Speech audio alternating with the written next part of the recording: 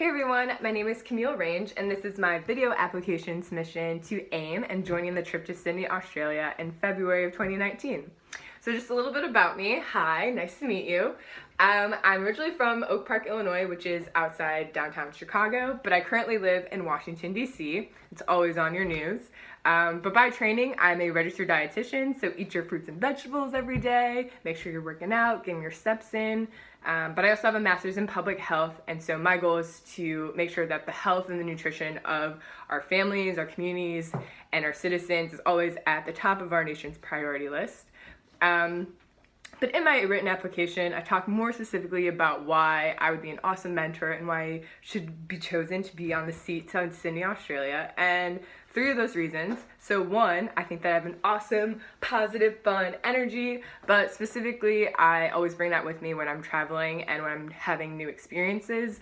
I myself studied abroad when I was in college. I went to the Dominican Republic and to Sierra Leone, and so I can remember being a college student and going and experiencing new countries and new things, and I'd like to be able to tap into those experiences and share as some of our actual attendees may be traveling out of the country for the first time. Second reason that I gave was my professional experience in peer-to-peer mentoring, and while I look like a growing adult myself, I've been teaching formally in the university setting for about 4 to 5 years now, and so that has definitely granted me the opportunity to do it in that space, but I've also been mentoring a lot of young people and young adults in the places and spaces that I'm at through my different volunteer leadership positions that I hold, and anyone who may send me a message or an email and ask a question. And the last reason I give is that, as I mentioned, I've been teaching in the university setting, and so while I have a master's degree myself and I'm currently teaching at the master's level, I always make sure to share that with people who may be considering it, and they might be an undergraduate or they might also be in high school, so that they can ask the questions about higher education or ask the questions about health careers that they might want to pursue, or how do you really tie being civically engaged, how to be a great community member at the same time that you have your profession and career, how do you tie those into just one? And so, yeah, that's been what I've shared through my written application, but obviously this video is meant to share more reasons of why I am a great mentor and why I should be chosen for the trip. Just wanted to give you 2 additional reasons.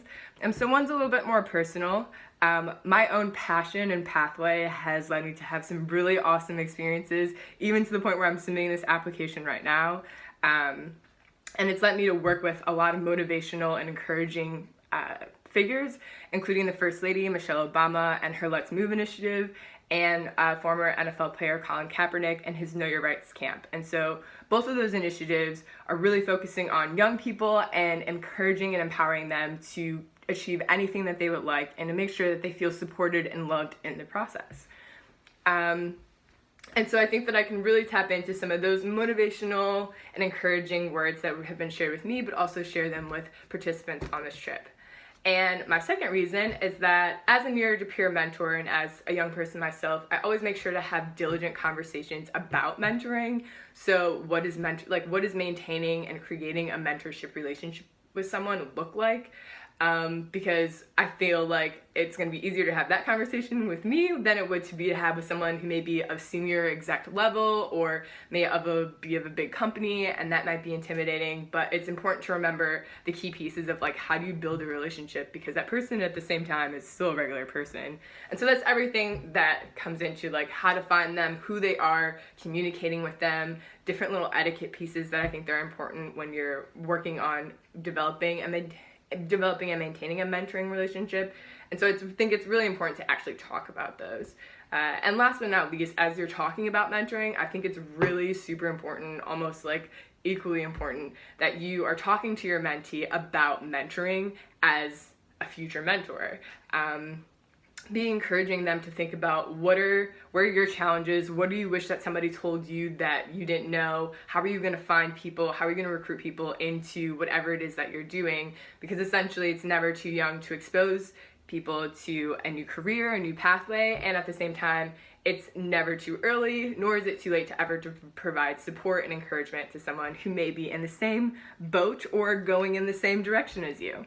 So I just wanted to share those couple reasons, and I'm always open to answer any questions, whether if it's via email or if it's via Skype or call or whatever it may be.